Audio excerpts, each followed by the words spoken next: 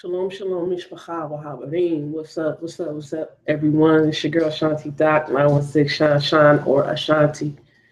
Want to come through and say shalom to you. This is going to be a laid-back video, showing why I pronounce the tetragrammaton of YHWH as Yahweh. I was asked to do this video because somebody asked me to do it more clear so they could see.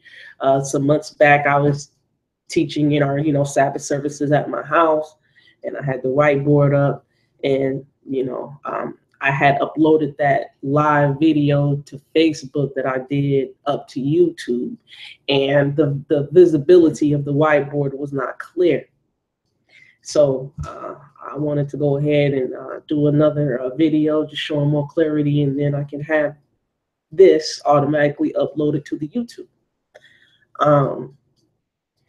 This is not going to be enough of time to actually break down and exactly or absolutely to get a person to understand.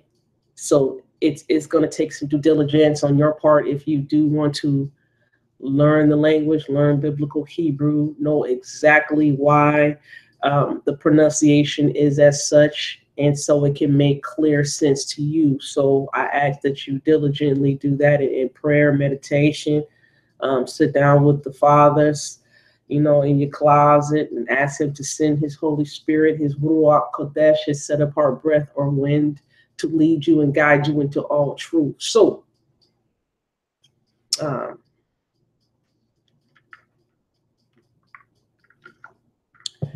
hopefully I won't make this video too long. Hopefully I won't make it too short, but I'm going to be using a lot of screen sharing, a lot of pictures I took from the book that I use, and then I'm going to be reading some things from the book that I have here, and I'm going to be reading some things from the internet online to you, pretty much from the Hebrew Tanakh or the Hebrew Bible, right?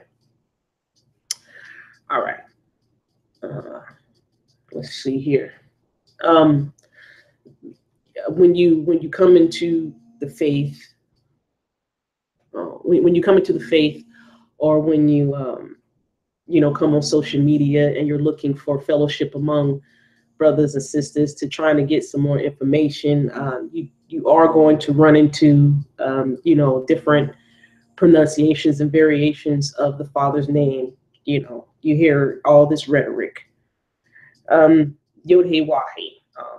People saying, well, we want to know the real name of the Father. We know Lord, we know God, we know Jesus, but why do we say Lord? If the consonants that make up the Father's name are YHWH, can we actually know how to pronounce YHWH?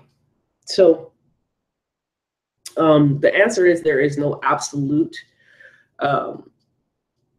knowing way right now available to us to know whether we're absolutely saying the YHWH as Moshe or Moses did back then.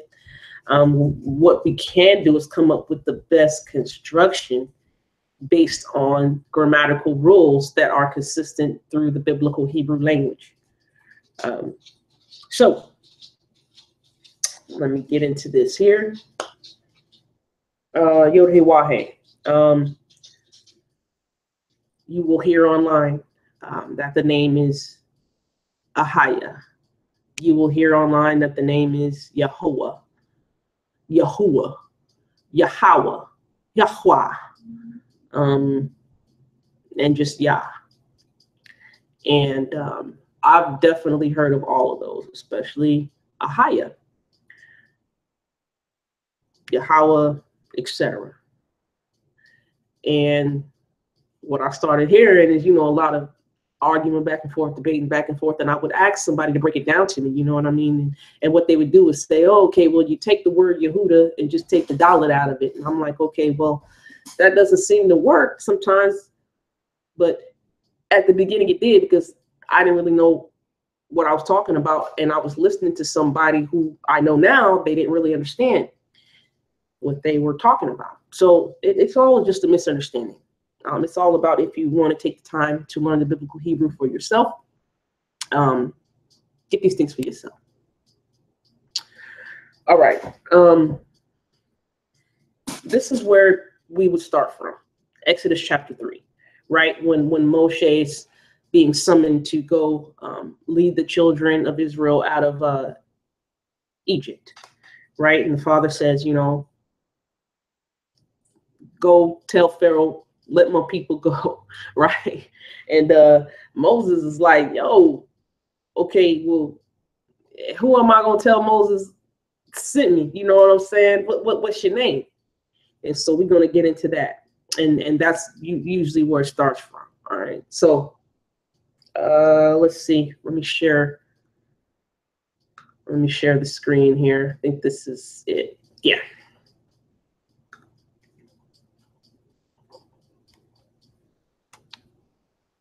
I think this is it.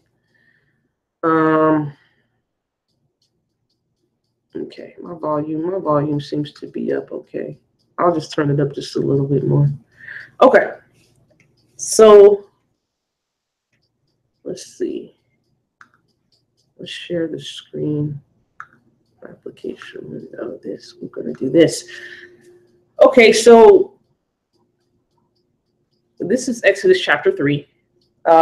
We start at verse 13.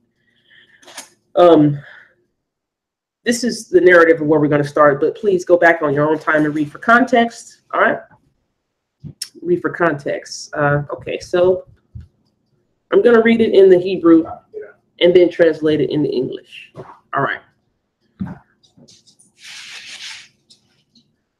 So right to left. Wayomer Moshe el Ha Elohim Hine Anochi ba el Bnei Yisrael we amarti lahem Elohe abotechem.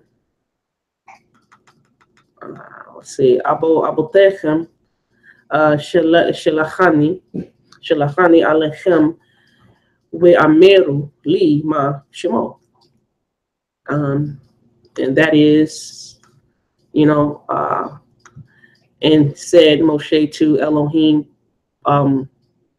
behold, I am going to the children of Israel, and I shall say to them, the Elohim of your fathers, right here, the Elohim of your fathers, has sent me to you, and they, three MP, third person masculine plural, and they shall say to me, who or what ma is what Shemo, his name. What is his name?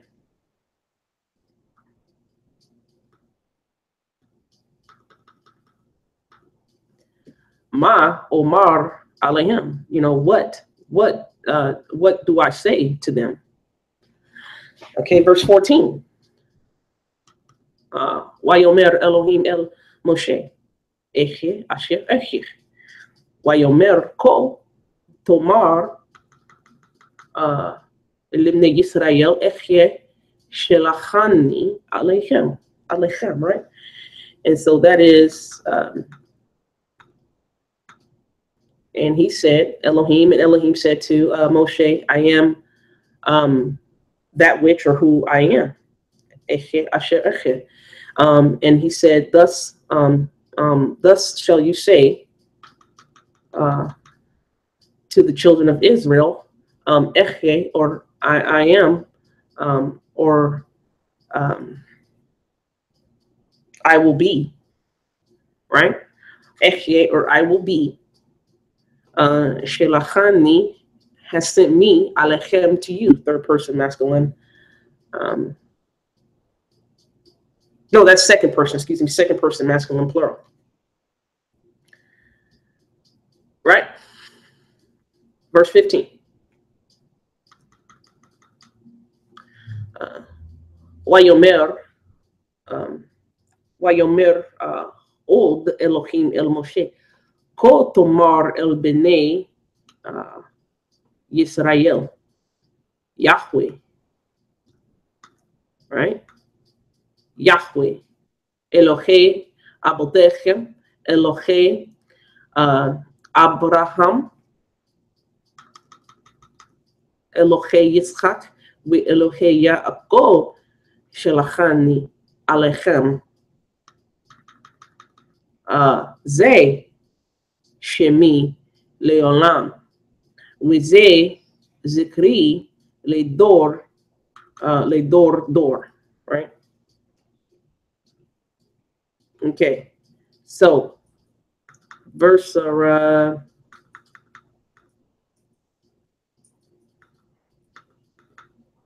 here, verse 15. Excuse me, verse 14. And excuse me, you know, I got the doggies in the house. They might make some noise. You know what I mean? They might pep up my step, make this more excited, but they might make some noise up in this joint. You know what I mean? So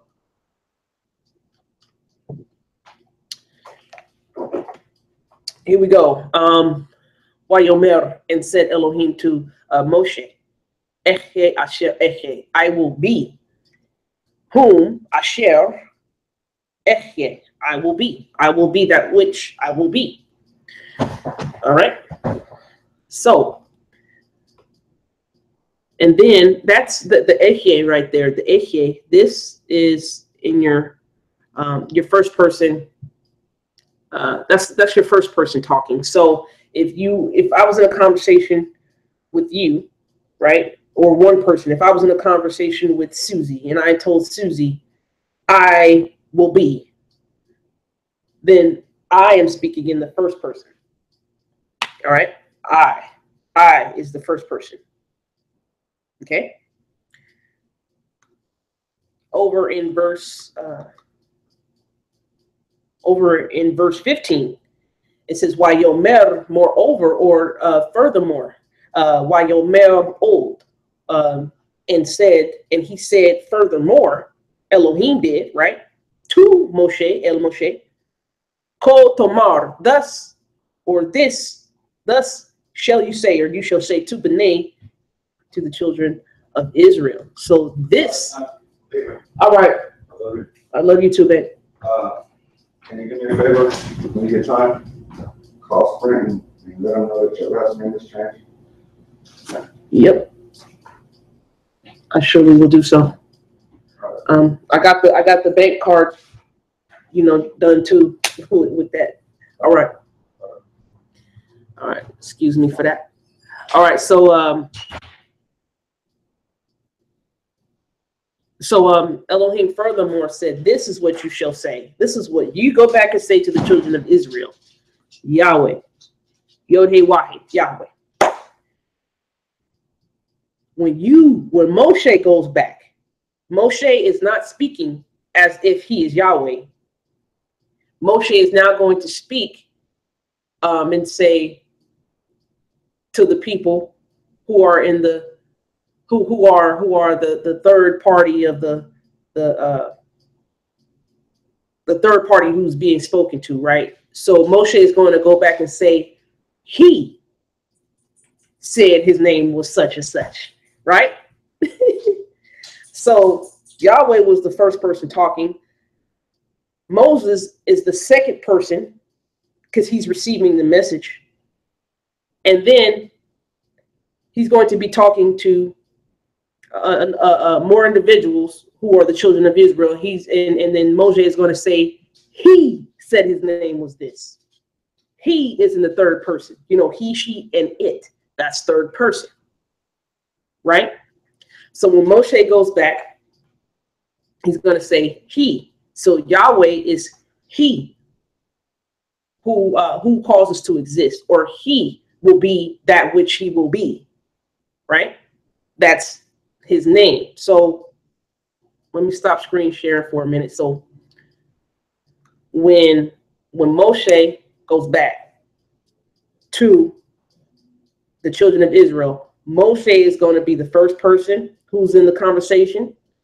The second person is going to be whom he's directly talking to, which is the children of Israel. And then the third person is now going to be who Moses is talking about.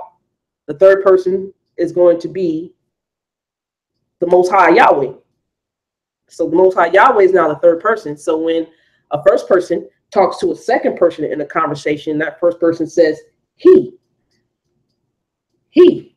the initial person, because I'm not the first person. I'm not that person exactly. So I'm going to say he. So Moses to the children of Israel, and then I'm talking about this third party now. I'm gonna say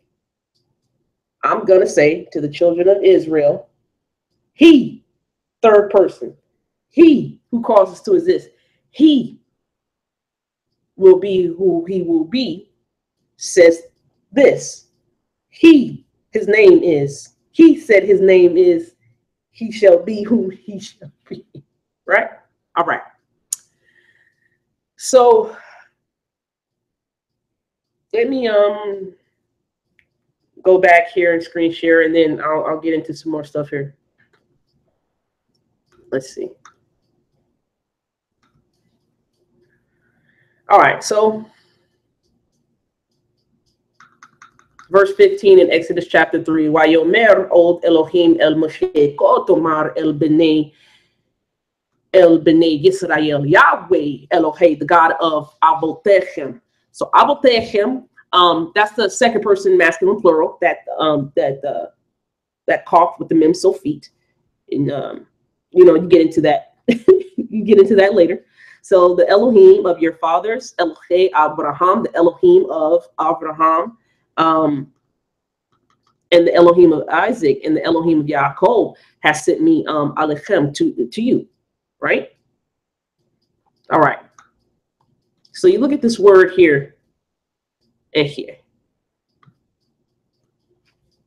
Okay. All right. Actually, you know what I'm gonna do? I'm gonna pull up. Let me stop screen share. Let me pull up another. Let's see. Anybody in the live chat? No, nobody in the live chat yet. All right. Let me pull up another Hebrew online source I use a lot, and this one I can take away. And this one I can take away the cantillation marks and things like that. Exodus 3. What is it I said? 3, 15, 14. Okay. Let me blow it up. Let me blow it up. All right. So let me screen share.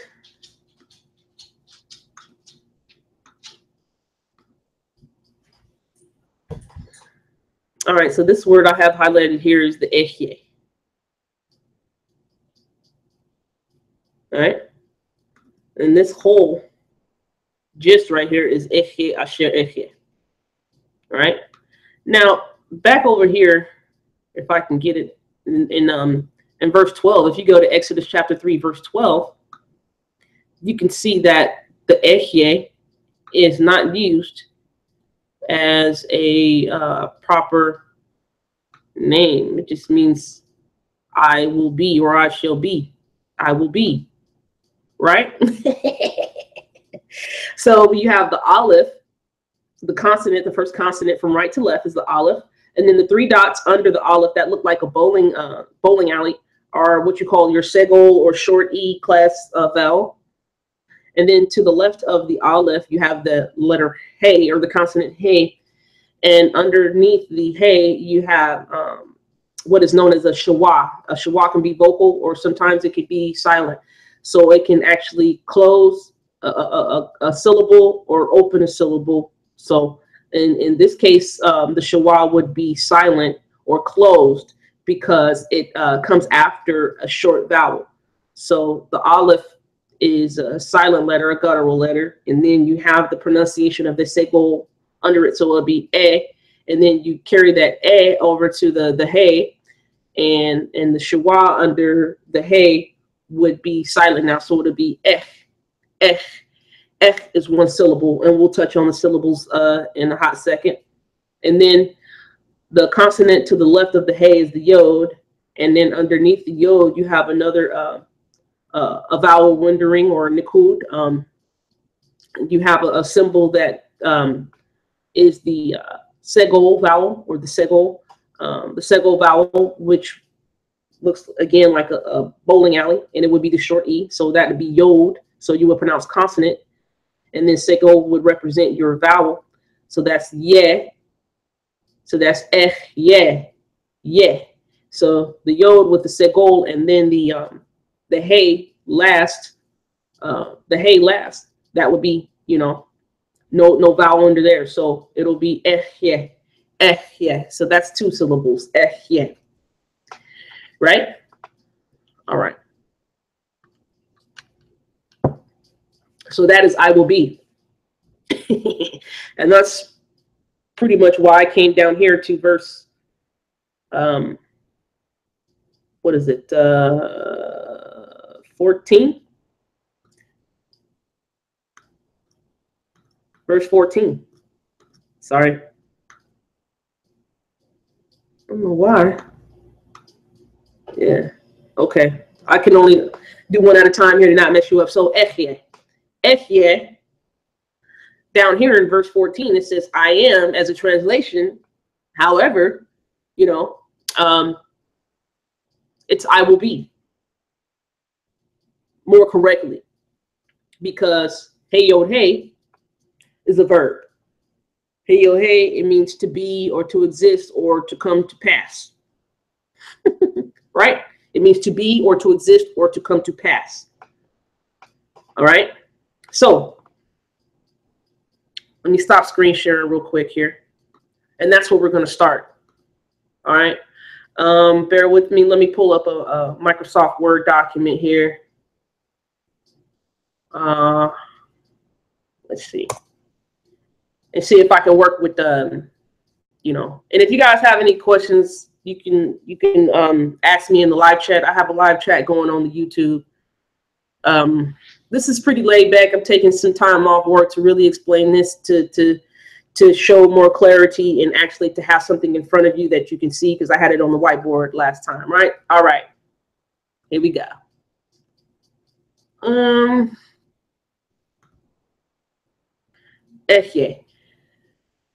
Hebrew language is an action language. The actions are more important than the subject.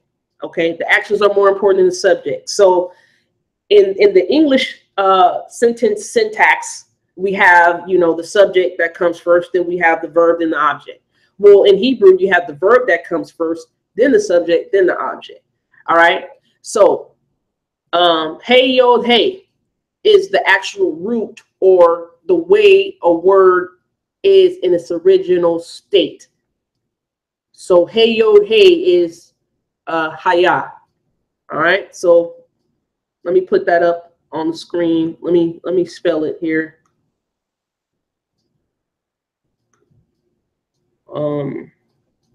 Hey yod hey. Hey yod hey. Let me make this bigger.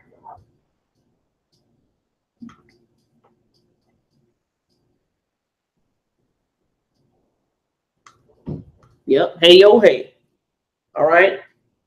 And under the hey yod hey, to represent the vowels or the vocalization of the word haya, I'll do this. Let's see. But hold on, let me show you guys. Let me share the screen. That's what I meant to do. All right.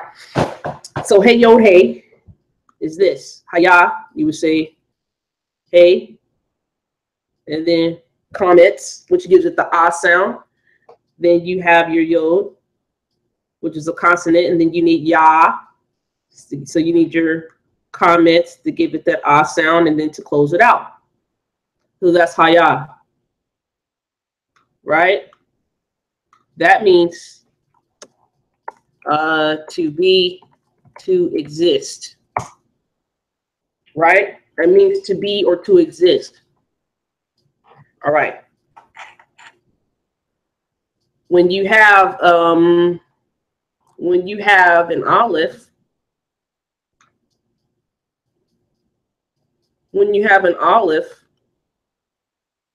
right, that's in front of a verb or an action, it's going to tell you what type of, it's going to tell you, well, let me say that again. There are prefixes that come, there are prefix consonants that come before a verb to let you know which person is doing it. Is it I that I'm doing an action, or is it he or she that's doing an action, or is it you that's doing an action?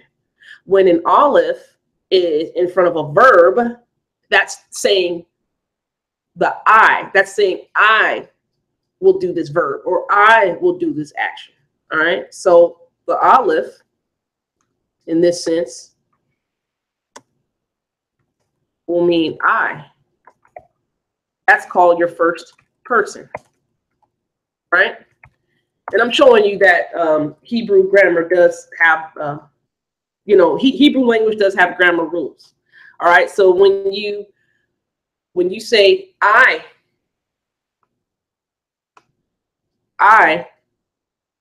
and then you have Hayah, well, then that morphology, and this right here is the way it looks. This is morphology. Morphology is the way something looks. When you say, I am going to do this action, then there's going to be a phonology change. So Hayah just means to be. And if I want to say, I will be, I'm going to pronounce it like this. I'm going to, the nukud, or the vocalization, is going to reflect such. Okay, so watch this. So you're going to have olive. Whoops. You're going to have olive. And then you're going to have the segol. And then you're going to have your hay. And it's going to be a shawah to stop that. Right? And then you're going to have your yod with your segol. And then you're going to have your hay.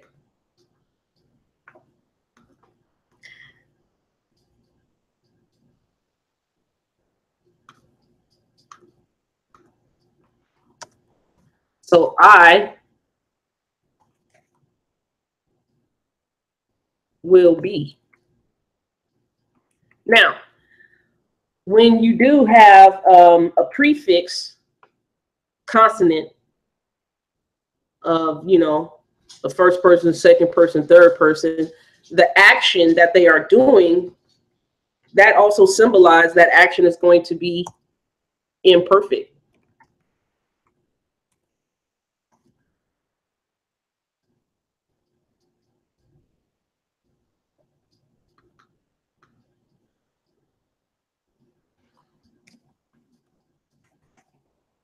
The action is imperfect when there is a prefix consonant.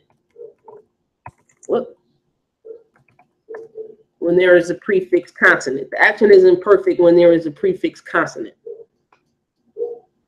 Okay? So this right here, you see,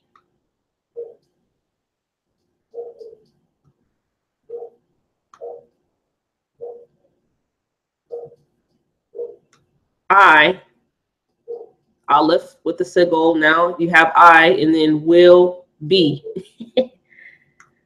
I will. Aleph is I will, and then the Hayah has morphed into will be, I will be. All right, that's in the first person. All right. So I know I'm taking my time with this, but I got to. I'm chilling. I'm chillaxing. I am chilling. All right. All right. So I'm going to talk about consonants right here for a hot second. All right. Or excuse me, I'm going to talk about syllables. Syllables.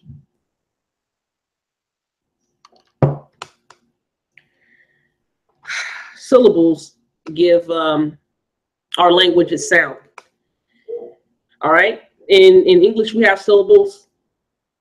In Hebrew, there are syllables. In Hebrew, there are only consonants that have pictures to represent them. Right? Now, just because Hebrew does not have pictures to represent vowels does not mean that the language doesn't have vowels. The language does have vowels. It just doesn't have pictures like we do in our English language. So for people like me, in which Hebrew is a second language that I speak, then I need to read those little nikud, or those little dots and lines above or over, above or under the consonants to let me know which vowel sounds to make. The point is, those vowel markings, you know, those are like training wheels. The thing is to learn how to ride the bike without the training wheels. So for now, I still need the training wheels. I still need those dots and lines above and under to let me know which vocalization to say. A, E, O, or U. Or A, E, I, O, or U, right? Right. All right. Syllables. Syllables. Let's go back to the Word document here. I'm going to go back to the Word document. I'm going to show you something about Hebrew syllables. All right.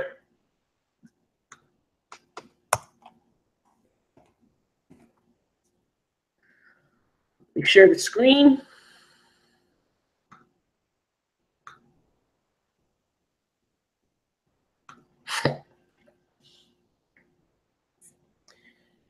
Hebrew syllables. Well, actually, let me do it like this.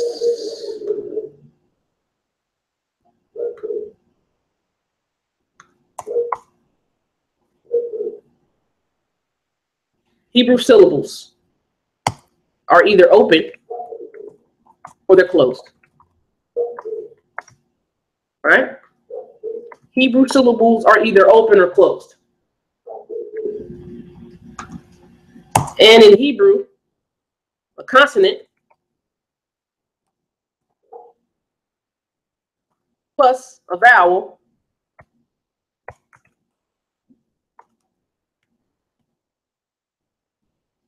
equals sound. Let me just make that a little smaller.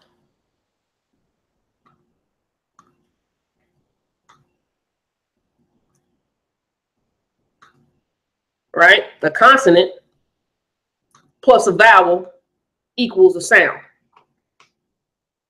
All right? So in Hebrew, an open syllable has a consonant and a vowel.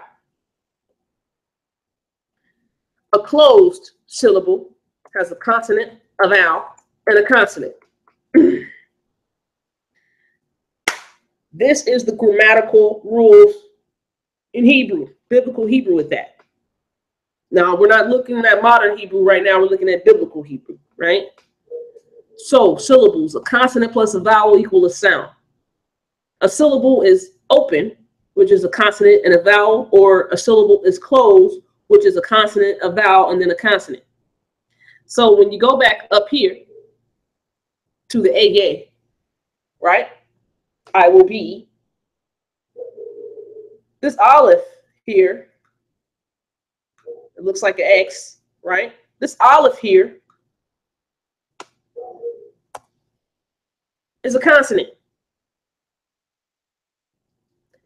And for the consonant, for the guttural, we'll just use the apostrophe sign, right? The segol represents the vowel. Okay, so we'll just put an E there for that, right? So we have a consonant and a vowel. And I'll put that hyphen there to let us know we have one syllable. Eh.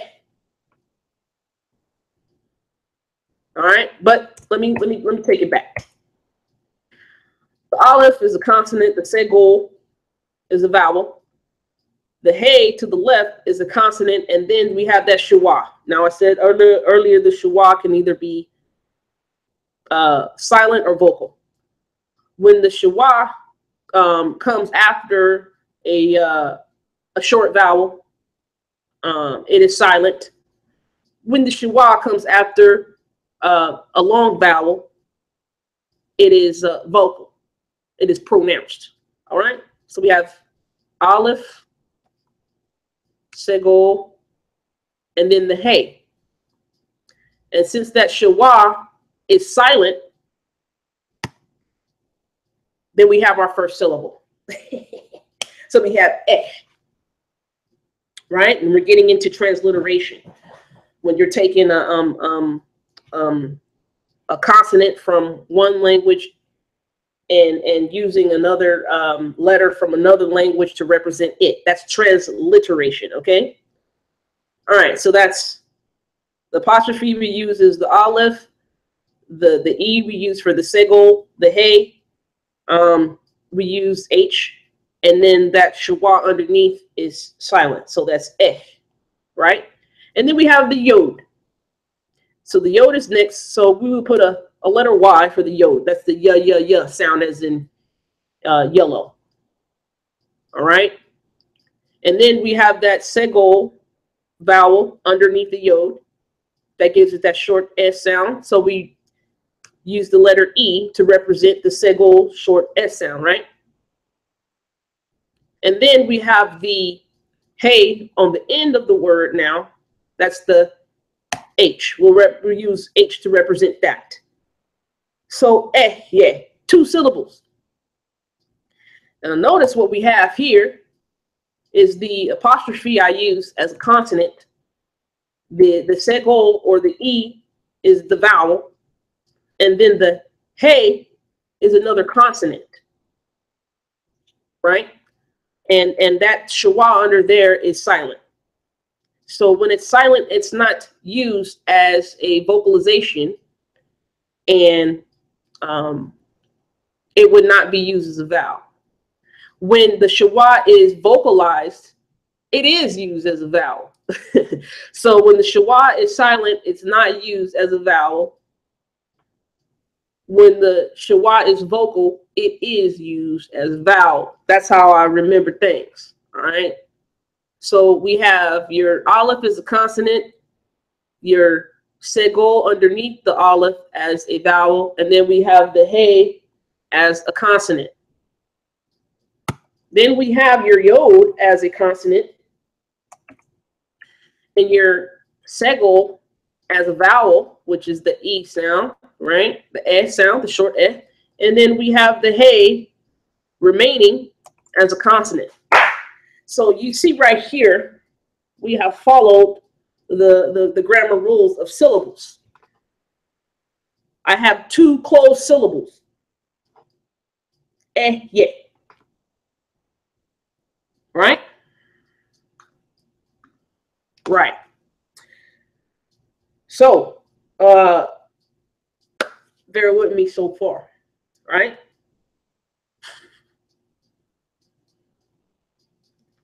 All right. That was the syllables rules. So we have ehye, I will be, right? I will be. So the root word, right? The root word of I will be started out as haya, the hey yod hey. Hey yod hey is a verb. It's an action. And then when you have people who are doing the action, then the morphology changes, and and then the phonology or the pronunciation is affected, right? Ehye, I will be. And then if we wanted to say he will be something else. If we wanted to say she will be something else. If we wanted to say they will be, it will be something else. All right. So Now let's get into the verb conjugation. So that's in the first person. So of course Yahweh is saying, or the Most High is saying, he's talking in the first person. So of course he will say Ehye. Of course he will say I will be. All right. So now let's go to Exodus 3. What is it? Exodus 3. And he says further. Then Yahweh says further. Right? Here, let's read it. Let me share the screen.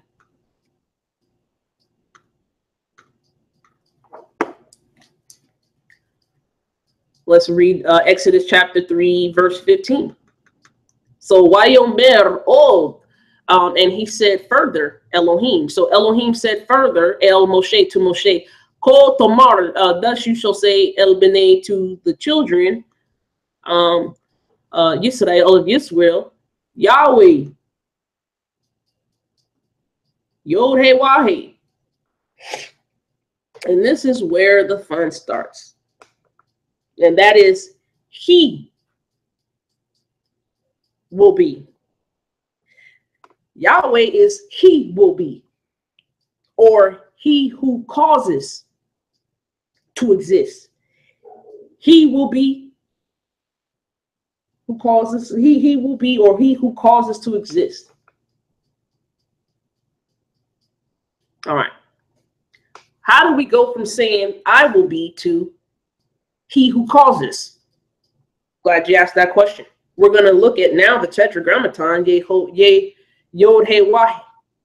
And this is what the Father said, Moses, this is what you go back to say. You go back and say Yod He Wahe. All right, here we go. Ready? All right. Let's see, let me check. No one in the chat? Okay, no one in the chat. All right. Let's go back to the Microsoft Word here and let me share that. This thing is tripping. All right. So now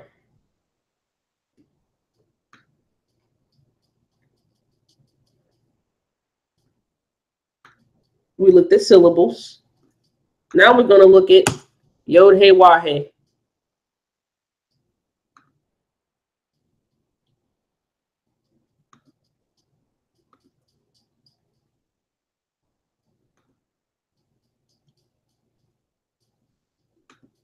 Whoops. That's not that. It's that. Yee-hee.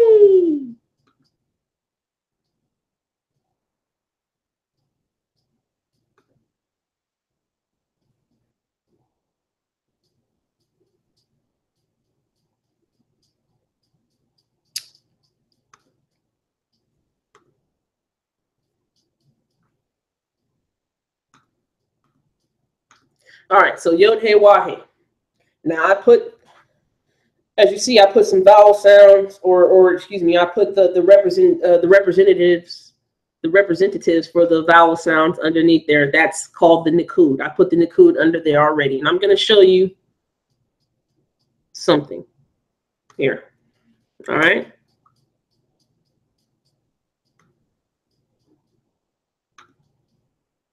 Let's make that bigger.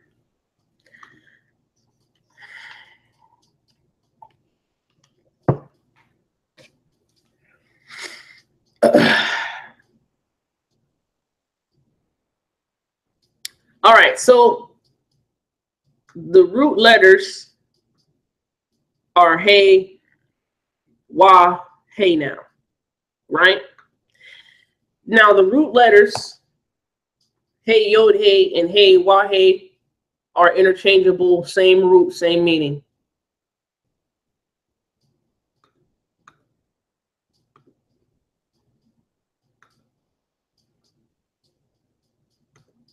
Oops.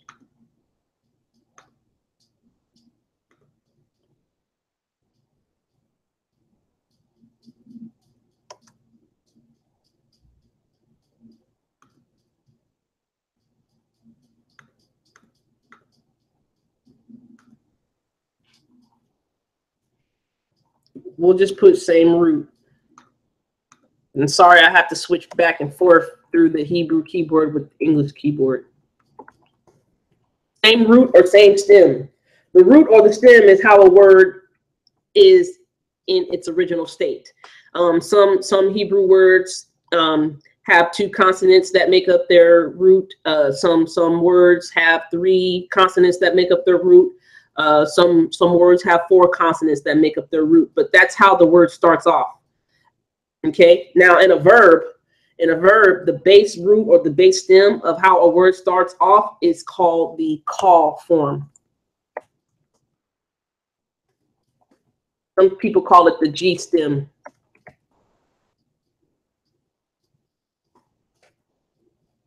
That's the root. How a word starts off, right?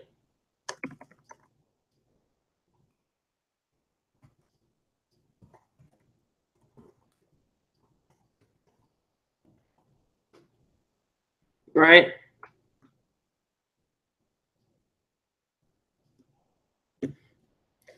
So notice, YHWH is the root. To be or to exist, right?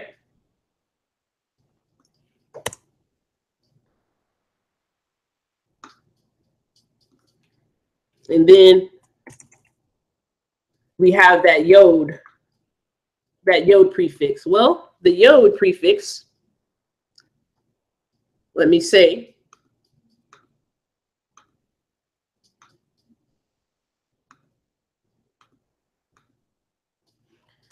the yod prefix means he. And usually it's imperfect.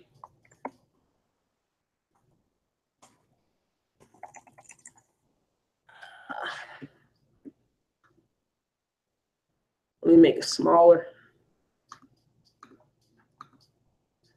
So it's imperfect, meaning he will or he who.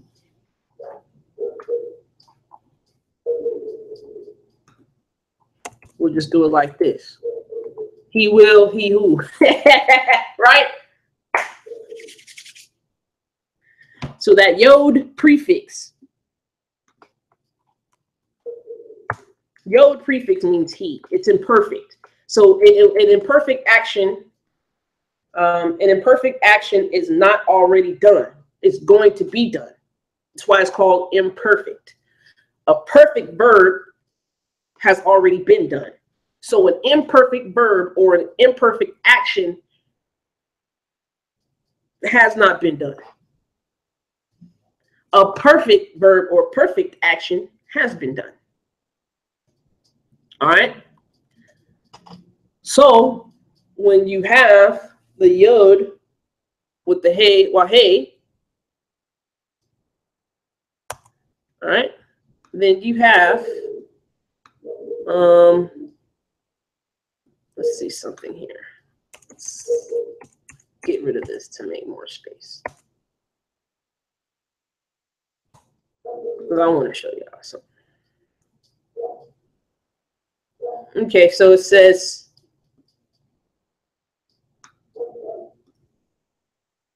so this will be he who, or let's do it like this so I can show you something. He who, and then the hey, yod, hey. But I can't just put he who will be, because now what has happened is the way the nikud, or the way the vowel pointings are structured underneath the consonants yod, hey, YHWH, show me that this verb or this type of action is in its causative state. So he who causes to be. or exists. So YHWH, he who causes to be or exist. Now, this is what I'm going to show you now. I know, like, Shanti, how did you go from will be to he causes to be? Easy. There are what we in Hebrew call the binyan, or binyan means building or construction. When you have verbs, those are actions. And when you got actions, you have types of actions. So mainly, in Hebrew, the binyan gives you, or main verb conjugations gives you 7 root ways that there are verbs conjugations, right? So there's the call form, and that's how a verb starts off as its base. Then there's the nifal form, right? That's in a passive or reflexive sense. Then you have your PL, that's an intensive action, and then you have your pual. Your puals is your passive of the PL. So it's an intensive action that already was happening, right? And then you have your what do you have? I said your call, your nifal, your PL, your pual. Then you have your hifil. You have your hifil, which is your causative state. You have your hifil, causative state verb, and then the whole fall is the passive of the hifil, and the whole fall is something was already caused. So you have your hifil, which is the causative, then you have your whole fall, which is the passive of the causative, and then the last main one. There are more than 7, but the last main one is the heat payel. And the heat payel shows a reflexive action, when something's doing something to oneself, or when somebody's acting or pretending to do something, or when somebody's going back and forth, repetitively back and forth. All right. So the verb conjugation of YHWH, he who causes to exist, is in the hifil. It's in the causative state. So let me show you something real quick here. I got some pictures or whatever. I got some pictures. And hopefully this encourages people to want to learn biblical Hebrew. Hopefully this encourages people to understand that the conversations on Facebook or Twitter or whatever, they're not really going to give you the meat and potatoes as to why somebody pronounces a word as they do. You know what I mean? It's much more than, oh, remove the dalet from Yehuda. It's much more than that.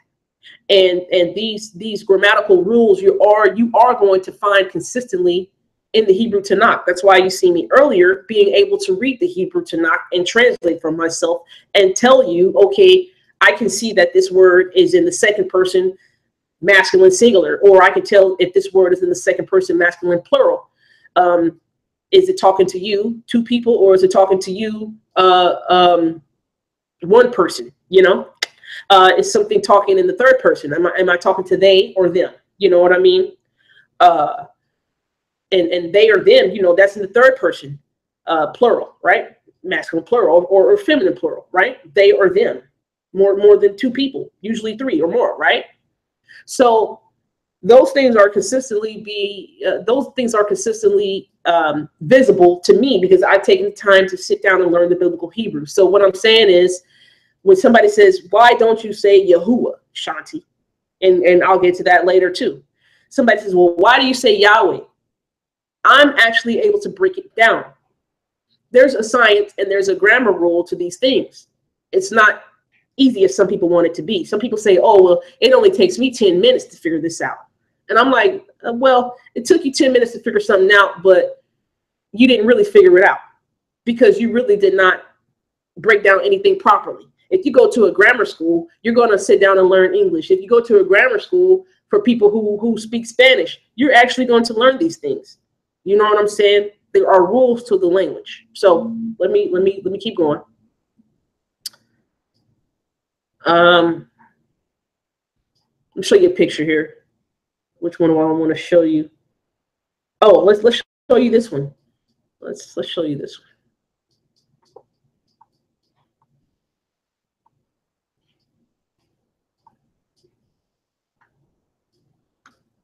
My dogs make so much noise. It's so crazy. So here, let me share something with you here.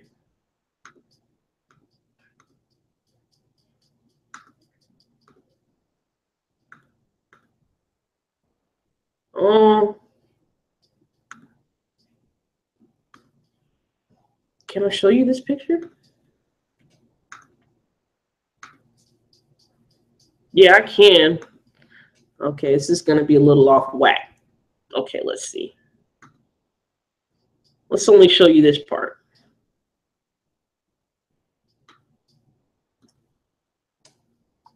Let's make that bigger. These right here, I took from a book. These are the vowel pointings, right? It's not really clear, but these are the vowel pointings, and the vowel pointings show you what vocalization to make. In English, we have A, E, I, O, U, and sometimes Y. Well, in Hebrew, it's A, E, O, U. You know what I just did? I ran down A, E, I, O, U.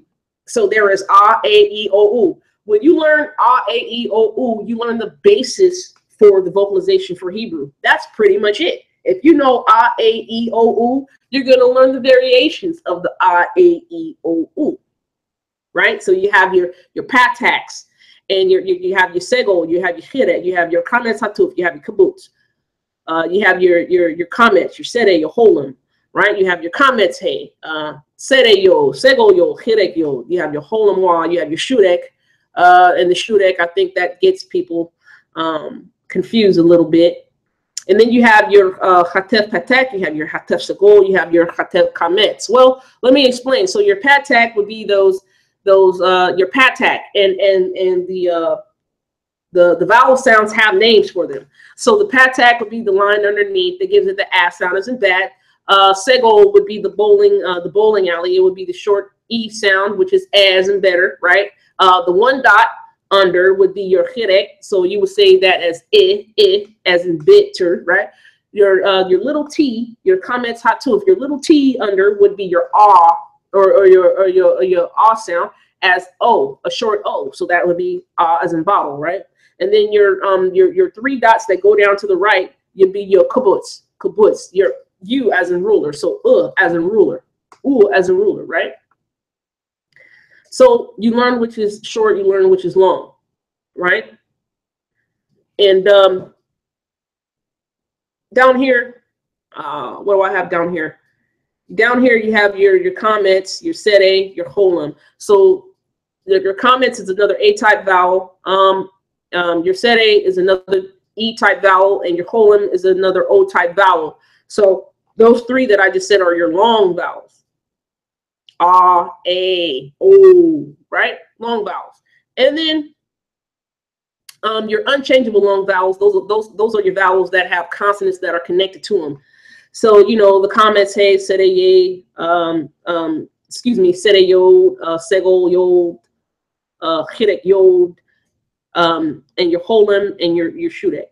So your holim, the wa, the letter wa, it's part of what's matrices lecciones, and the letter wa, when it's used as a consonant, it's pronounced wa as in water. When it's used as a vowel, it's pronounced o as in roll, right? So the wa, when it's used as a consonant, it can be only used as a consonant. When it's used as a vowel, it can only be used as a vowel. The consonant wa cannot be used as a consonant and a vowel at the same time. Let me say that again. The wa, when it's used, it can only be used one time. So it cannot be used as a consonant and a vowel at the same time. The same with the shurek. And I think that's where a lot of people get mixed up at when they say Yahuwah, because they're actually using the wa with the dot on the left side as a vowel and a consonant at the same time, and that definitely breaks a rule. So the shurek, it makes the u sound as in ruler. So it has it's the consonant wa with the dot on the left side that gives it the u sound, right? Shurek. It's called the shurek. So the letter Y, once again, if you're going to use it as a consonant, it can only be used as a consonant. When you're going to use it as a vowel, it can only be used as a vowel. It cannot be used as a consonant and a vowel at the same time. All right? All right.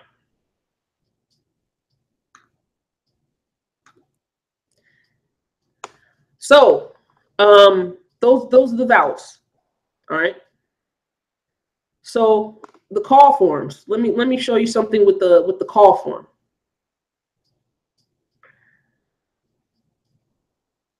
Hopefully these pictures, man, these. Okay, let's see the pictures. Let me show you another picture here.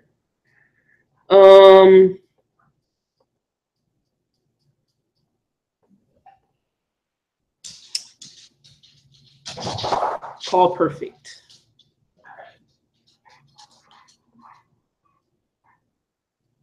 Let me see something. Do I got anybody in the chat? Oh, David, what's up? What's up? Okay, so David Hollifield.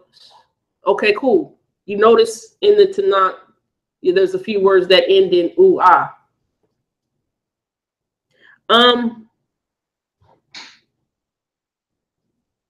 Give me an example of a word you're talking about, David, and we can work through that. We could definitely work through that. I got time today. I took the day off work. I'm chilling.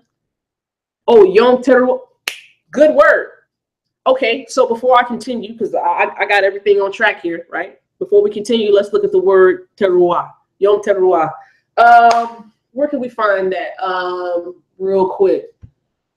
The book of Numbers, right?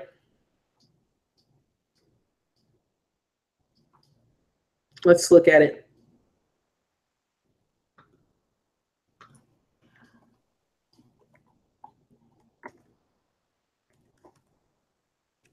Let's look at it.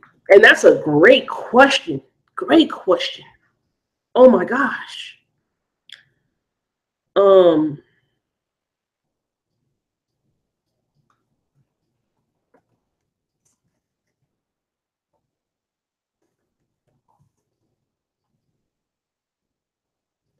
Okay, Leviticus 23. Let's go there. Leviticus 23.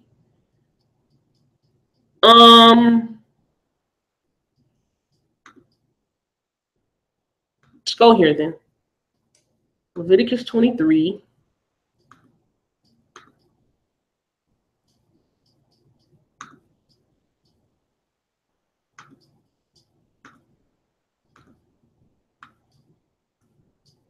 And I apologize if I didn't get to the chat earlier. But this is a laid back video. If it got to be this long, it got to be this long. You know what I'm saying? Here we go. Leviticus 23, excuse me. Is it about the 20-something verse? The Passover feast, okay. The Passover feast, feast of first fruits.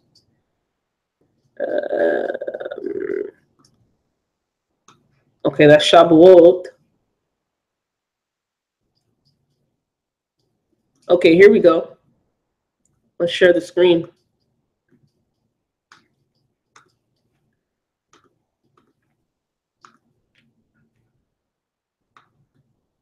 All right, so Feast of Trumpets. This is YHWH Yahweh El Moshe Lemor. So, and he spoke, Yahweh spoke to Moshe, saying, Daber El Bnei Yisrael Lemor, B'chodesh HaShebi'i. So in the month of the 7th, or in the 7th month. Sorry.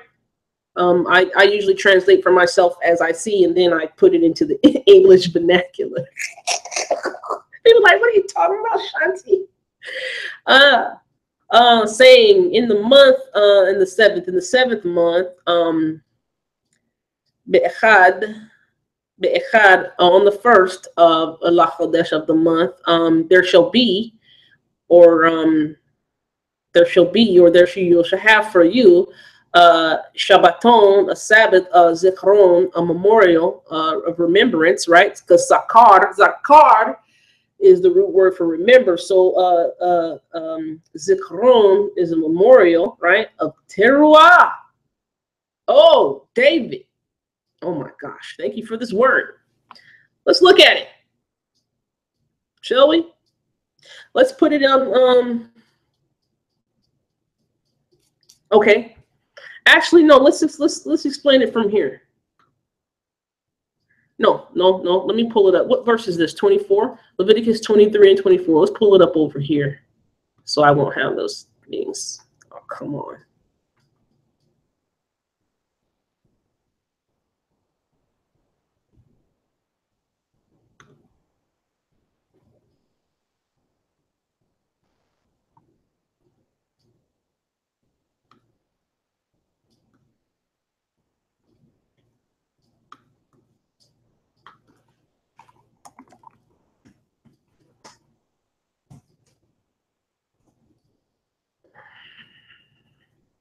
Let's turn off the cannellation marks. Let's turn off the hovering. What was that, verse 24? Yep. Just make it bigger. Okay, so Daber el Bnei Yisrael lemor b'chadesh, what, in the month of the seventh month, on the, what is it? The first of the month, be'echad lachadesh, Yichyeh, there shall be for you, lachem, to you, Shabbaton, a Sabbath memorial, teruah, of trumpets. Great question, David. Here we go. All right, you see this, remember what, I don't know if you've been here or how long you've been listening, but I talked something about syllables rules. Let's go back over here to syllables rules. Let me pull up this syllables rules here. Let me share my screen and go to this, this Word document here. Syllables rules.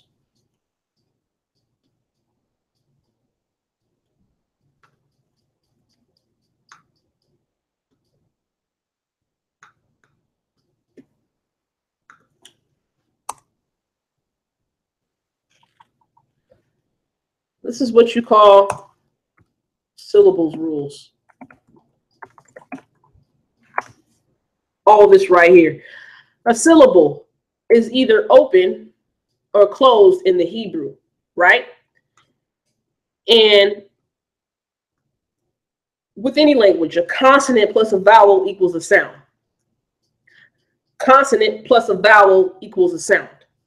In Hebrew, there are only pictures to represent consonants. There are no pictures to represent vowels, but just because there's no pictures to represent vowels doesn't mean that the vowel sounds are not there. There are definitely more than the A-class vowels. So an open syllable in Hebrew is a consonant and a vowel. A closed syllable is a consonant, a vowel, and a consonant. Okay? So a syllable can be open or closed. We have to have a consonant and a vowel to equal a sound, or we have to have a consonant and a vowel and a consonant to equal a sound. All right? So let's go back to teruah. Great question. Darn, thank you. All right. Share the screen.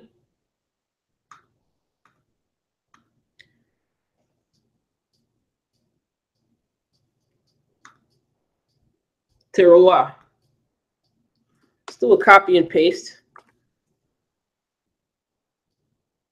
Let's just put it back over here in the Word document. Right? Let's make it bigger. Oops. Sorry, I have to switch back and forth. Let's make it bigger.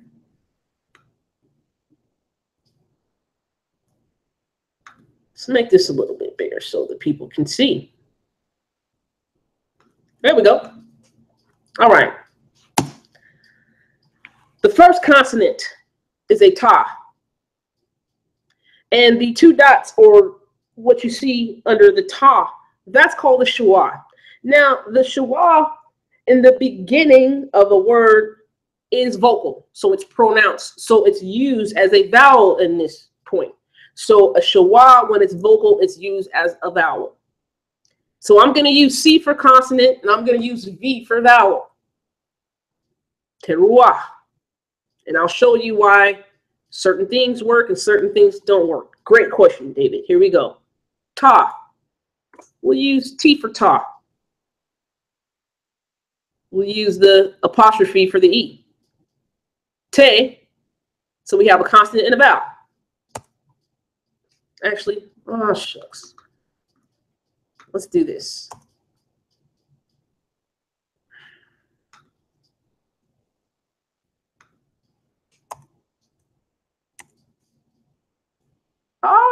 It's going to mess it up. No problem. We'll just start down here. We'll make it bigger. We'll do it again.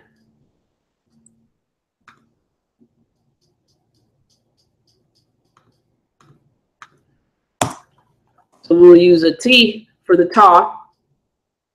It has a hard sound. That's what that dot is inside the ta. The dot inside is a dagesh line, and it makes it a hard sound. And sometimes the dot is a dagesh forte, which doubles up a consonant. And that's what I'll talk about too. All right. So we'll use a T in English for the ta. We'll use an apostrophe for the vocal shwa as an E. All right. And then we'll have the R for resh, right? And then we'll have that next, the consonant over. Oh, it's a wa, but it has the dot on the left side of it. So it's a vowel. So it's no longer a consonant, it's a vowel because it has the dot on the left side. So we'll use the letter U to represent that vowel sound. Next is the IN. We'll use a big A for the IN. And then we'll use a small a. Well, actually, use a big A for, no, let's use an apostrophe. Let's do that. No, how do I want to do that? I want to do that. I want to use the IN, a big A for the IN, and I want to use a small a to represent the comments. That little T under the IN represents the comments, which is an ah sound.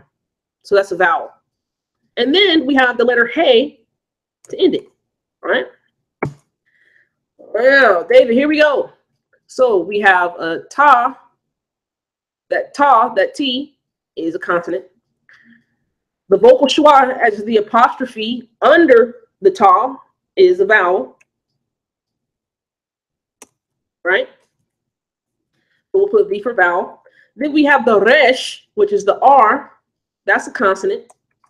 Then we have the letter U is a vowel, right? Because that dot on the left side of that wa now makes it a vowel and a vowel only. All right. Then we have the IN. The IN is a consonant, right? And then the vowel sound under the consonant is the ah. It's a vowel, right? And then we have the ending letter hey, which is a consonant. So let me back this up for you, what I just did. Notice, we have your open and closed syllables here. We have your consonant and your vowel, or we have your consonant, vowel, consonant. Well, that we see the ending of this word is ending in a closed syllable.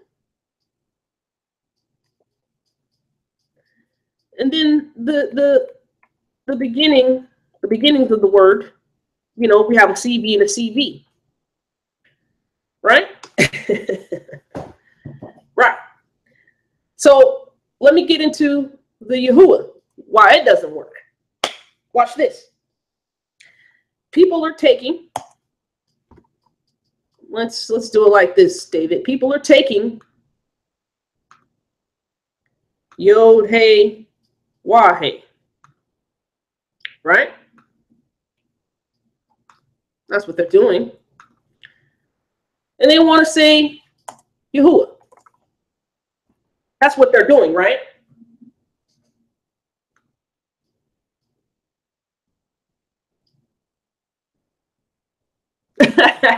What up, what up, what up? JG? What up? No, I'm just explaining to people why I do what I do, JG. You know what I'm saying? All right, but back to this thing here.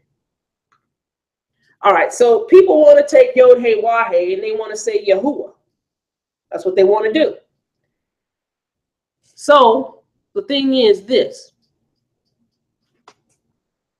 Let's put some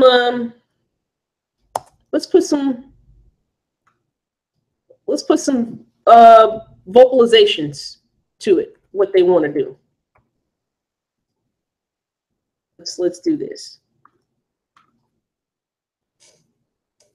I'm going to show you what people are doing, and I'm going to show you why grammatically it doesn't work. Remember I said that a wah, it can be used as a vowel or a consonant, but it cannot be used as a vowel and a consonant at the same time. So let me show you this way. They're saying yeah. Let's just say yeah. And then they're saying who.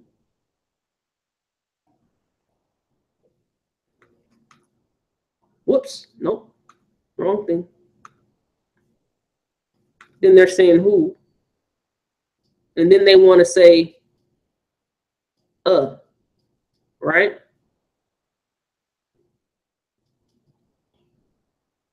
Or no, let me do this. I mean, they want to say who. That's what they want to do, or something. Or either they want to do this. Let's see.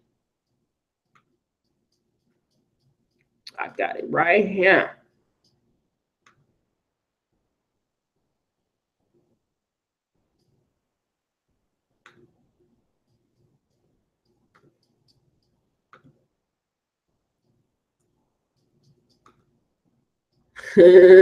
All right.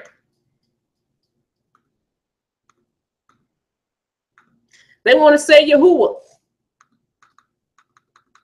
And the thing is this.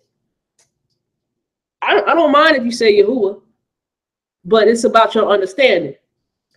My understanding is a little bit different than everybody else's understanding. Your understanding is different than mine. So this is what people want to do. They want to say Yahuwah, right? So let's see if we have these. Let's see if it follows our syllables rules.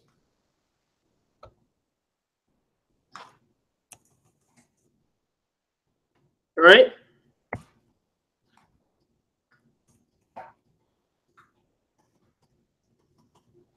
Let's put this here. All right. So they want to say yeah. So let's take this for example. They want to say yod for the consonant, right? They want to say yod for the consonant, and they want to say af for the little line, the patak under it, right? Then they want to say h for the hey. Then they want to say u for the shurek. Then they want to say a and then h. Right? Okay. Now, does this follow the syllables rules? Do we have a consonant and a vowel? Or do we have a consonant, a vowel, and a consonant?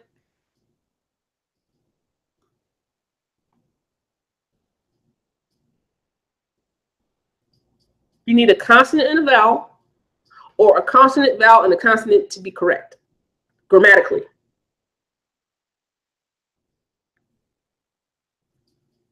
Right? Or this. Let's see. They want to say yod. They want to say yah, and then who. And they want to take that wah right there. They want to use it as a consonant and a vowel, which I have there. They want to use it as a consonant and a vowel. And what did I say? That breaks the rule. Well, Shanti, who made the rules? Well, that just is what it is. You know, when somebody speaks French or Spanish, did you question the French people or the Spanish people and say, okay, well, why do you have rules like this? Why are your Spanish rules like this? Why are your French rules like this? Why are your, you know, why is your, you know, Portuguese rules like this? Do you question people about the rules in their language that they've been speaking since they were babies and actually learn how to finally write out when they got in grammar school? Do you question people on why their rules are such? All right. So in Hebrew, the letter Y can only be used as a consonant or a vowel. It cannot be used as both at the same time. So this right here is grammatically incorrect. Now, this right here would actually be, let me see, it would be Yahoo and then Ha. Yahuwah. If that's what you're going to do, it would be Yahuwah right here. Yahuwah, that's what you some people do. They're saying Yod, Ah, Ha, Ooh, and then they're saying Wah. So they're using that Wah as consonant too when it's a vowel initially. So this is incorrect.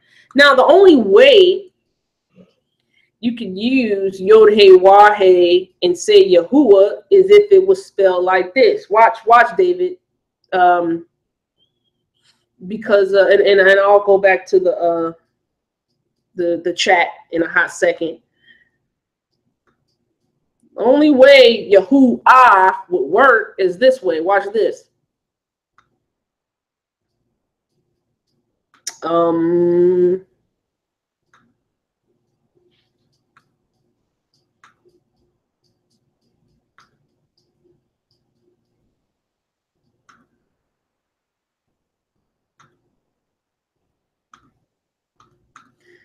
Now, this is the only way Yahuwah will work, because look at this. Remember I said the syllables rules. You either have a consonant and a vowel, which is open, or you have a consonant and a vowel and a consonant, which is closed. You can only have those two. So you have your Y. You have your Y for your Yod. We have your I for your patak. You have your H for your Hey sound. You have your U for your Ooh, right? Your Shurek. Then you have that guttural letter. Guttural letter would be that apostrophe, right? Guttural letter. Or the big A. Let's use the big A, because that's what it is, a guttural letter for right now. So it's a consonant. And then the vowel would be a lower A, and then the Hey, right? And it would be then this. But look, the Y would be the consonant. The patak would be the vowel. The Hey would be the consonant. The Shurek now is only the vowel, right? The Aleph is a consonant. And then the comments under the Aleph is a vowel, right? And then you have your ending letter Hey. Your ending letter Hey is a consonant. What do we have here? We have here that follows something that we looked at before. But is that how you spell the name of the Father? Is that how you spell the Tetragrammaton? No. The name of the Tetragrammaton does not have an Aleph inside of it. Does not have an Aleph inside of it.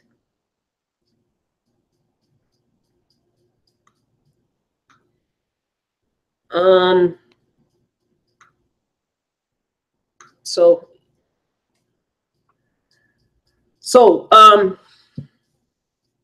they think they misunderstand the prophets having Yahoo. Well, yeah, it's definitely a misunderstanding.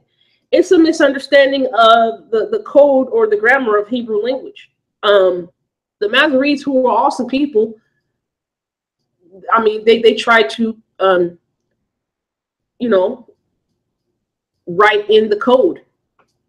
The Hebrew language is full of code. The biblical Hebrew language is full of code. That's how awesome the Most High is, you know. But sometimes when they see the Wah at the end of the word, they say, "Oh, it's Yahoo." Well, check this out.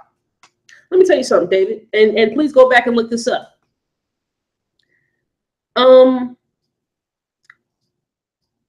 I'm going to show you something too. Go back and look this up. The name of Eliah, Elijah. There are about 5 times, I believe there are about 5 times, 5 or no 5, something like that. But every time you see Elijah, the ending of his name is not Yahoo. Sometimes there's no Wah at the end of his name. Now, I talk about this. You know, some people say, okay, well, the Hebrew language is one thing, but then the code is another. Well, sometimes there's code, and sometimes you can't get away from the code, even in biblical Hebrew language. I found that I can't get away from the code. So, Eliyahu, I believe it's written without the letter Wah about 5 times. The name Yaakov, sometimes, like I think 5 times, with or without, I can't remember exactly if it's with or without, but 5 times Yaakov, with or without, is written like with the letter Wah. And I think most of the time it's written with the letter Wah, but I think there's 5 times it's written with the letter Wah. And then so the Eliyahu or Eliyah sometimes is written, no, Elisha and Elishua, two different words. So Eliyah, if you go back and look at that. So the thing about it is this: when people are trying to discover things on their own and not knowing how to properly read the code or knowing how to properly read the language with understanding the grammar rules, then they just gonna come up with all sorts of ways to think this, that, and the other that they think. You know what I mean? That's what's going on. A lot of the times, David, the third person, what is it? Third person. I don't know if I took a picture of it. The third person common plural. The third person common plural sometimes has a shudek at the end of it. How do I know it's third person common plural? Because it has a shudek at the end of it, you know, a verb. So knowing what nouns are, knowing what verbs are, knowing what adverbs are, knowing what adjectives are, you know what I mean? Those things are going to help you. And these things are seen when one wants to sit down and study biblical Hebrew. A lot of people just don't want to put in the work. They say, Shanti, how much time did you spend studying this stuff? And when I say more than 10 minutes a day, they're like, oh, you know, they could be turned off. They want to get it and get it now. You know, we live in like a microwave society. Sometimes that's not the case. You know, when people learn Spanish and French, it doesn't take them 10 minutes. You know, it takes them a little bit longer of time. So it's about somebody's heart. It's about somebody's heart and what they want to do. One moment real quick.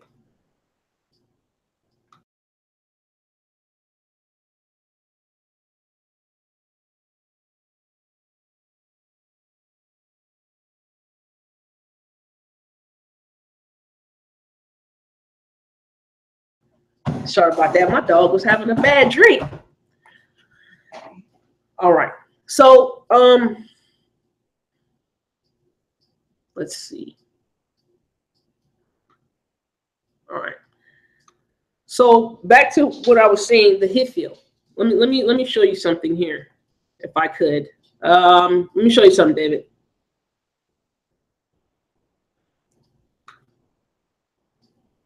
Let me share my screen here.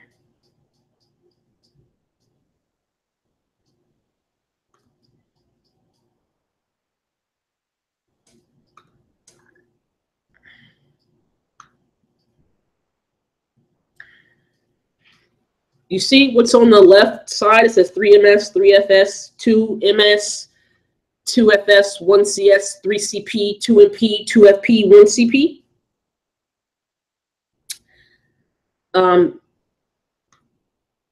These are all verbs. The verb starts off as katal. And usually in the Strong's Concordance, you're going to see verbs in their call form or their G stem or their base root form, how a word starts off, right? So this is a verb. It's a verb, means he killed. Katal means he killed, right? So if you look over to the left, follow the line, it says 3MS. 3MS means third person, because the third person is he. It's a masculine, a verb, and singular. He killed. It's one person, right? So a third person is he. He killed. If you want to say something in the third person feminine singular, it's she killed. And that's katala. Katala. Right? Katala. Notice that the nikud is changing. Notice that the consonants are changing to go from saying he killed to she killed. And then if you want to say you killed in the second person, right? That's katauta. Katauta.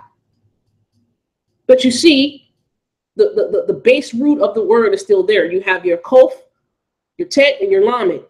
You still see the kof, the tet, and the lamed there, but you have your subformative of things here, which is your endings on the words and the nikud to let you know who's being talked to, or to let you know who's doing the action.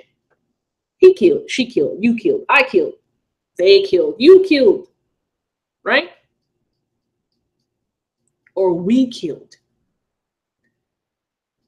right? This is a base root form. You killed. Katauta. Katauta is you killed. What? Second person feminine singular, right? Now look at the third person common plural right there, David. If you're still on, that's they killed. So they meaning more than two people are being talked to, or excuse me, more than two people are doing the action. Excuse me. So you see the ending there is a shudek. So that's katalu. Katalu. It's they killed. Right?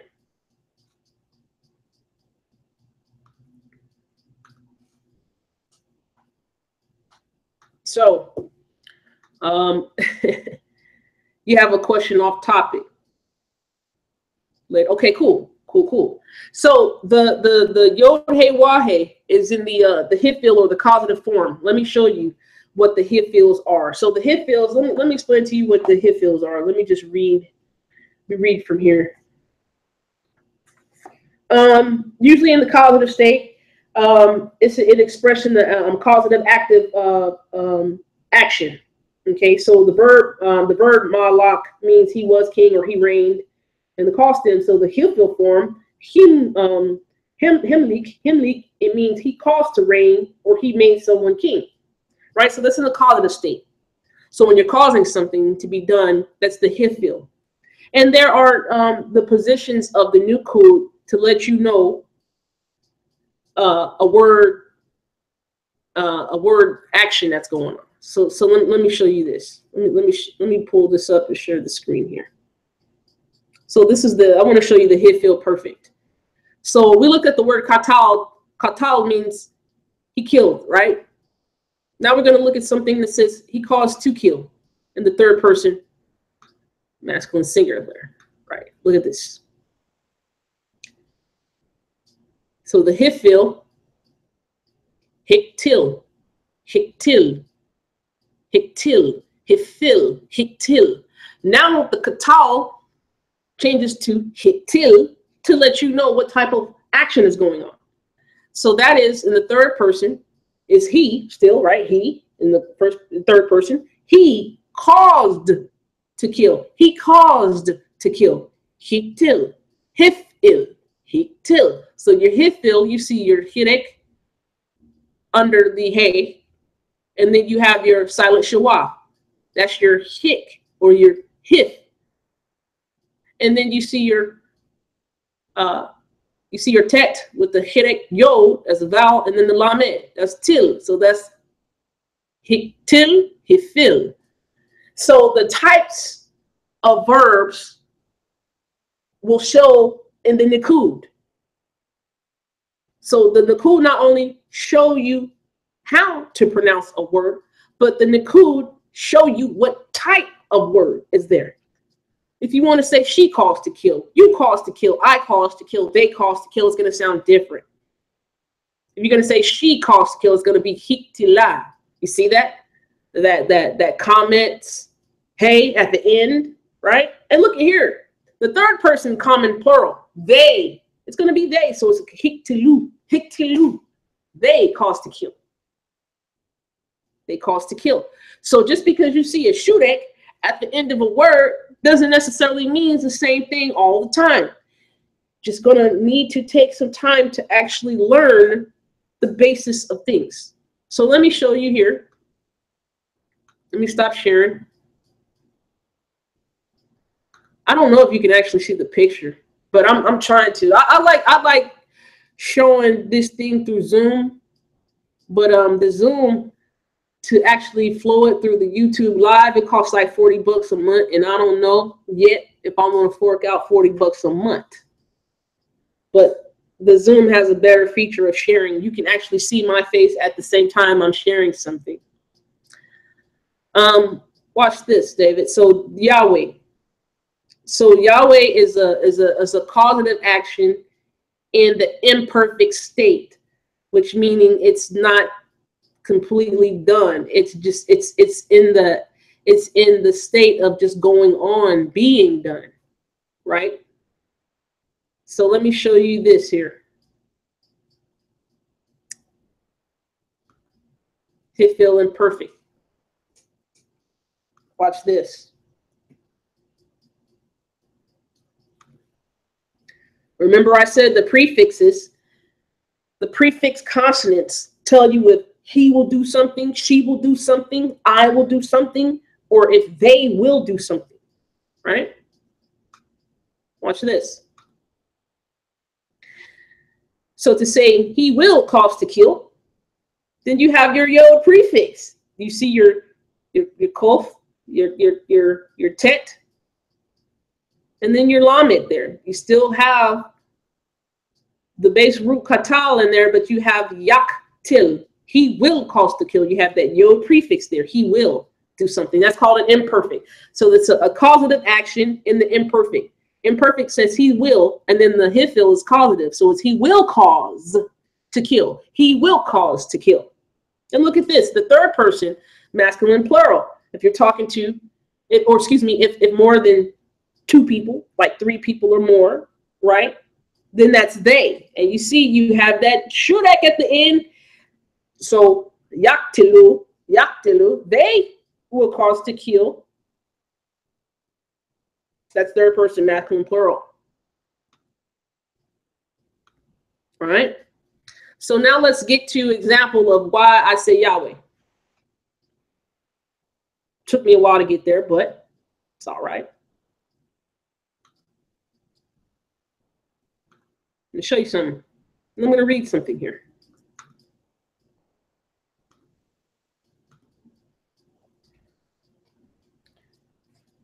See where I have this thing highlighted in pink? So the root word here we're going to look at in your hifils, you would have your preformative hey there. You have your preformative hey, and it usually has that's your preformative. That's your preformative is the hey, excuse me. To let you know it's a hifil, or to let you know it's a verb in its causative action state, right? So when I say Yahweh, notice I put the patak under the yod, I put the shawah under the hey, I put the segol under the wa, and there's nothing under the hey.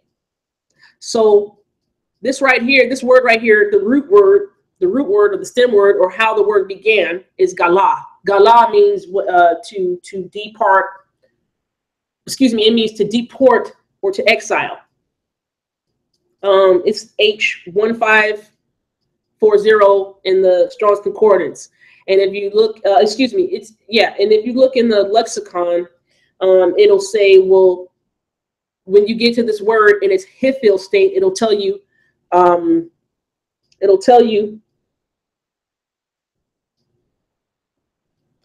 to cause to be carried away into exile. So this word right here in the third person masculine singular, that means he will cause to carry away into exile, or it means he who causes to carry away into exile, right? So we have your yod, your gimel, your lama, and your hey, where I have this pink highlight right here. So you have your yod patak, your gimel, with your silent shua. So that's yag. And then you have your lamed with your segol, and then your hey. So that's yag le. Yag le. What does that sound like? Yahweh. So let me read something to you here.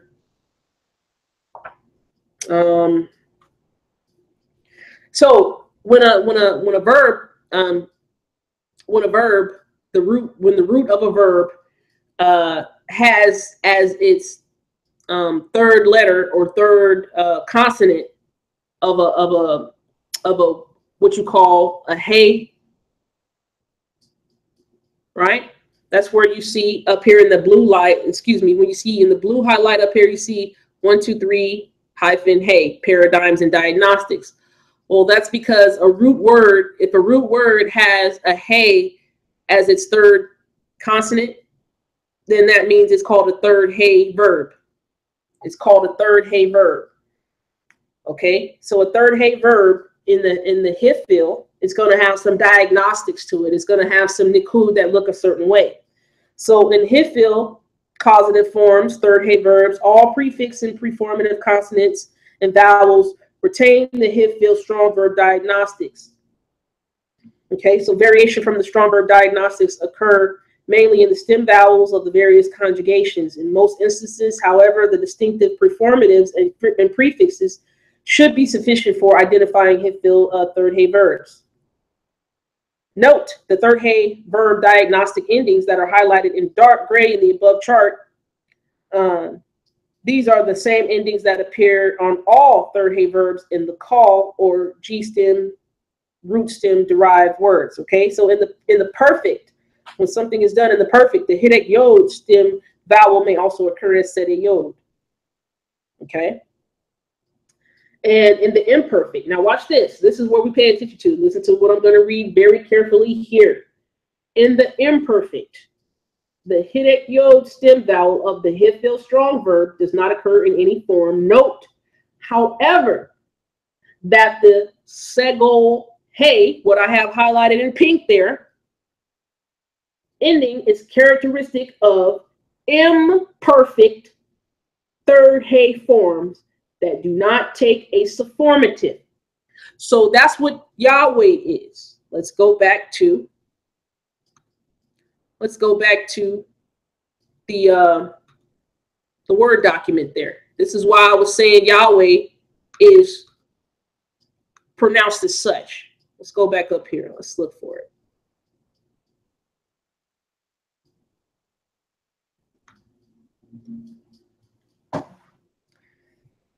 This is what you call a third person verb, meaning he, because it has a yod prefix. The root word of the verb is a third hey verb, right? It's imperfect, and it's in the hifil form. It's in a causative state.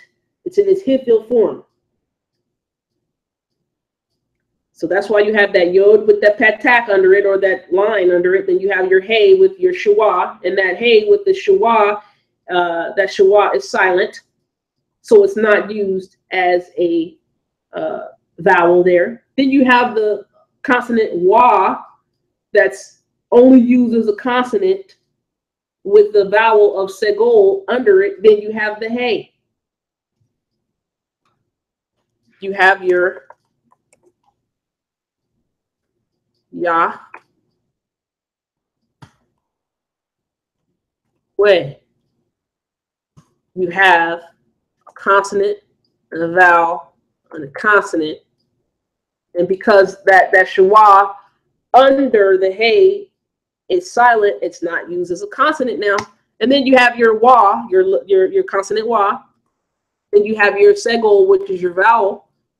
Then you have your ending hey, which is a consonant. So that's why I say Yahweh. Yahweh is a third person, masculine singular, imperfect. It's an imperfect verb, in the causative form. So that's why you will hear us say Yahweh. And that means he who causes to come into existence. He who causes things to be. He who causes things to come into fruition. That's Yahweh. Third person, masculine singular. Hifil, imperfect. Verb. Yahweh. He who causes to exist. Or he who causes to come into existence. He who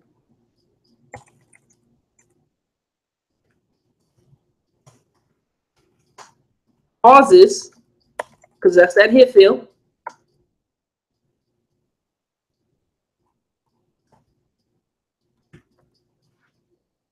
So like this.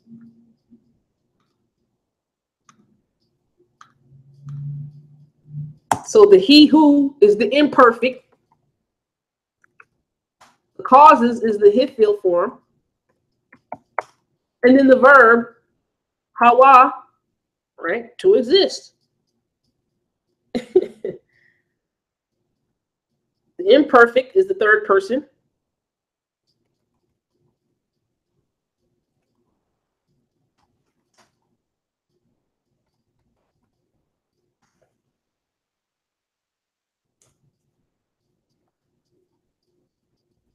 The third person speaking of he.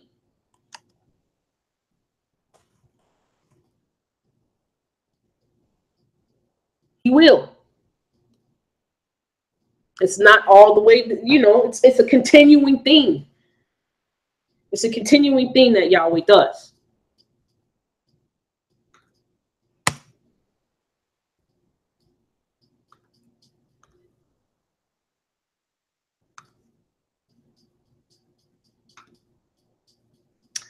So, what does the name Hawa mean? She was the mother of all living. Yeah. Let me show you something with Hawa. Good question. Let me show you something about that's actually what I wanted to get to too. David, you are on point. Thank you. Watch this. Let's go to Genesis 3. I already got it pulled up because I was going to go to it. Watch. Let's see.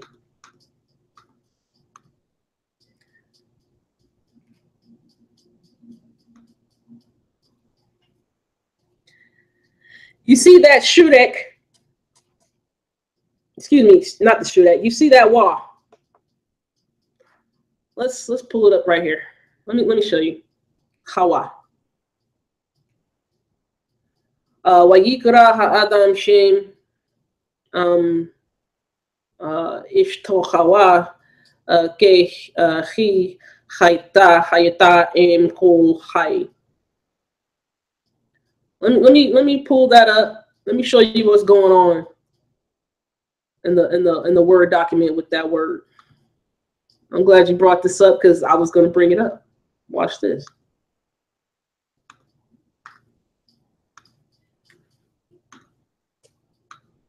Hawa.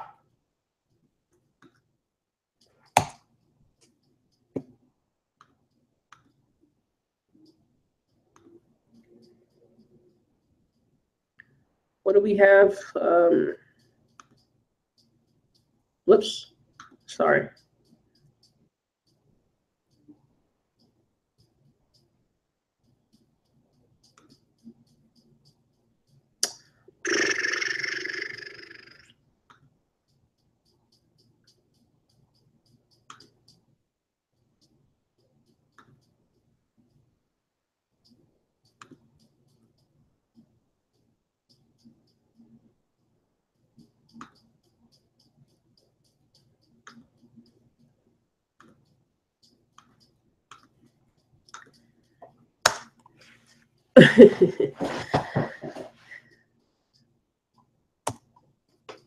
We'll talk about a Dagesh forte.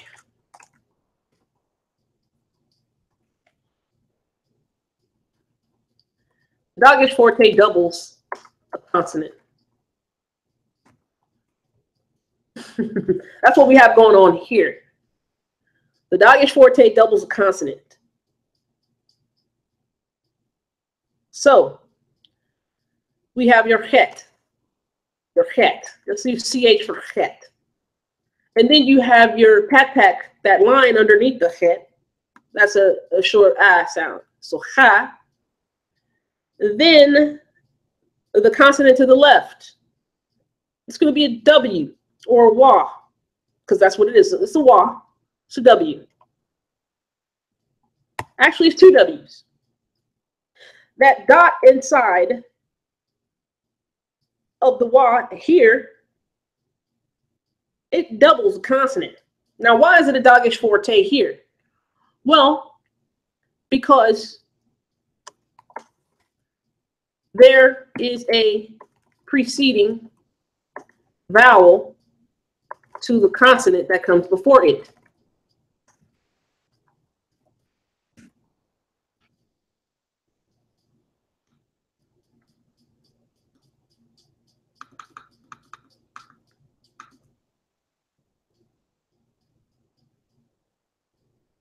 It's a doggish forte. There is a preceding vowel to the consonant that comes before it.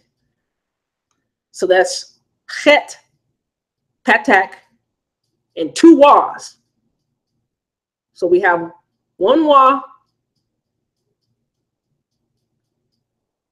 after the patak, and then we have a wa with the comments, gives it another A, and then you're, hey, hawa. See, this takes more than 10 minutes to learn. You know, people say, oh, I want to get it, and I want to hurry up, and I want to get it now. You know, and it's like, oh, I looked in the Strong Concordance. It'd take me 10 minutes to figure this stuff out. Well, there's rules to everything. There's things that govern things. You know what I'm saying? There's even a law of gravity. It makes sure we come back down to earth once we jump up. You know what I mean? So, and look here. It has your rules of, let's make this a little bit. Let's go here so I can show you this. The mother of all living. Now, I have heard that in the Aramaic, Hawa means like snake. That's from a book, I think, from Skip Moen called Guardian Angel. That's, you know, whatever you want to take it as when you read it, you know. And when I looked at that, I was like, dang, if Hawa in the Aramaic means snake or something like that, that Skip Moen says, that's crazy right there. Woo! I mean, he was mad at her. Hey, I got some things to bring out on Sunday. Actually, I'm doing another live YouTube on Sunday, this coming up Sunday. And me and another brother are going to bring up some things about, you know, what man and woman function is, and what's you know, why everything is like what it is today with us bickering, fighting amongst one another. So, but yeah, I got that coming Sunday. We're gonna look at Genesis 1, 2, and 3. You know what I'm saying? So Hawa, here it says the mother of all living. In Aramaic, I've heard, I think in Aramaic or another language that Skip was saying, I'm not too sure. I have to go back and look at it again. But I think he was saying that it meant something else, such as a snake. But you go ahead and, you know, hey, if it fit the context, it fit the context. So we have your het. Your het is a vowel. Excuse me. Why did I say that? Your het is a consonant. Your patak is a vowel. That's under the het. And then you have two was. So you have that, because that, what makes it two was is that doggish forte, that dot inside now, right? The dot inside. There is a preceding vowel to the consonant that comes before it. All right? It has a vowel. So the patak is a vowel. The wa is a consonant. Then we have another wa as a consonant. Then we have that comments, that little T. That little T is a comments to get to the ah sound, so that's a vowel. And then you have the hey ending it, which is a consonant. So there again, we have your syllables rules followed. You have two closed syllables, and that follows the rules of biblical Hebrew. So that's Hawa. So the Wa, like I said before, is it's either a consonant or it's either a vowel. It cannot be used as a consonant and a vowel at the same time. When you see that dot on the left side of that Wa, you have to see if it's a shurek or you have to see if it's a dagesh forte. You got to know these rules for yourself. Like I said, when a person really wants to take the time to learn the biblical Hebrew, they can get some things. So that's why I say the name Yahweh. That's why I say the name Yahweh. That's why I pronounce YHWH as Yahweh. That's it. If you watch now, if you watch later, I hope this edified you. Get with me. Off-topic questions. I will be available after I shut this down. I think that's about it. Yeah, that's about it. So thank you all who joined now. Thank you for those who will join later. I hope this was more clear. If you have any questions, comments, or concerns, you can get at me, Shanti Doc, SHAN-T, and then space DOC. That's my Facebook name. That's how you can reach me. And if you get on Facebook, I am on the Messenger, so you can holler at me all the time there. And I'm willing to go through these things. Two books I want to put up. Whoops. Two books. This one and this one. When I first learned biblical Hebrew, I learned with this one here. They're both great materials. This one has more.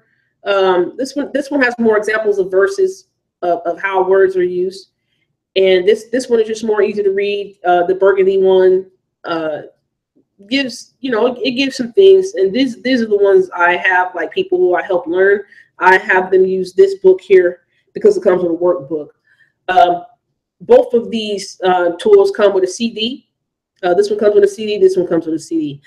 This one right here, the CD, it actually gives you practice with how to say in the Hebrew a lot of biblical Hebrew verses. But this one here, the CD, the CD that comes with the Burgundy book, it actually has a lot of just more so PDFs that you can take from and study and things like that and print out. When I did learn the Hebrew language, I actually wanted to learn some history of it. So this is a book by translated by John Elwolde, Elwolde, and it was originally written by Angel or Angel Sáenz Badillos. It's called A History of the Hebrew Language. It tells you how everything evolved. It tells you if the Wav was originally pronounced as a W. It has all that information in here. This is a great collection to your repertoire here if you're going to learn biblical Hebrew. I'm actually getting the Biblia Stuttgartensia. Hopefully it'll be here in the next week or two. There it has some notes on the side and notes on the bottom. Those are called Masorta Parva and Masorta Magna. When the Masoretes were writing the Hebrew text, they did not always make the corrections to some errors in the text. So they put little indicators to look at the outside notes, and those outside notes are called the Masorta Parva and Masorta Magna, and they'll tell you in some manuscripts the corrections are, these words and these words right here. All right, so I want to say to y'all, shalom, shalom. Like I said, get at me if you got any other questions, comments, or concerns. Hope this helped. Hope this edified. Want to say love you. I hope you and wish you Godspeed in your spiritual walk and journey. Remember to show more love, compassion, grace, mercy, and long suffering, which is patience to the people. All right. Shalom, shalom.